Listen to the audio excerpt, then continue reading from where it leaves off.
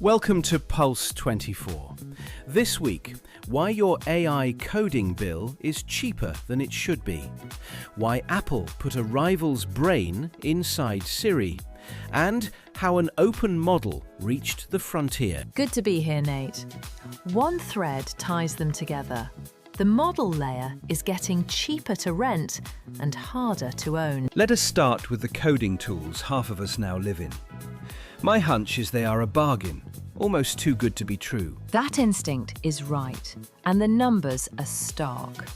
Independent analysis published on the 7th of June estimates Anthropic and OpenAI may spend more than $1,000 in compute for every $100 a heavy user pays for agentic coding. 10 to 1. That cannot be the real price. So who is covering the gap? Investors are, for now. It is the cloud playbook. Subsidize adoption, win the market, then raise prices later. Is that estimate solid or just one analyst with a spreadsheet? It is the first independent per-user estimate we have seen, so treat it as a signal rather than gospel, but the direction matches what enterprises are reporting on their own bills. Although the providers would say efficiency is improving fast. True, and that is the honest counter case. If inference keeps getting cheaper, they could close the gap without ever raising your bill. And is anyone actually flinching at the cost yet? They are. The Star reported on the 6th of June that Walmart and Uber have begun capping how much AI their staff can use, moving from open access to metered budgets. So the friendly monthly price is really a subsidy with an expiry date. Treat it as one. If you run engineering or procurement, measure your real spend per developer now and price in one open model you can fall back to before your next renewal. Staying with who actually controls the models, Apple had its big developer day. I assumed they would finally unveil their own homegrown assistant. They did the opposite. At its developer conference on the 8th of June, Apple rebuilt Siri on Google's Gemini, putting a direct competitor at the heart of its own assistant. That is quite an admission from Apple. Why rent the brain rather than build it? Because shipping beat building. Apple is betting on distribution and the interface, not on owning the frontier model. Does this actually make Siri good, though? That is the open question. Renting Gemini buys capability quickly, but Apple now ships at the pace of a competitor's roadmap, which is an uncomfortable place for a company that prizes control. What is in it for developers beyond a smarter Siri? Apple also opened up shortcuts. So on iOS 27, you can wire together automations in plain English, which lowers the bar for building AI features on the device. And the obvious risk of leaning on a rival's model? It can change under you, so build against the shortcuts hooks now, but keep the model swappable.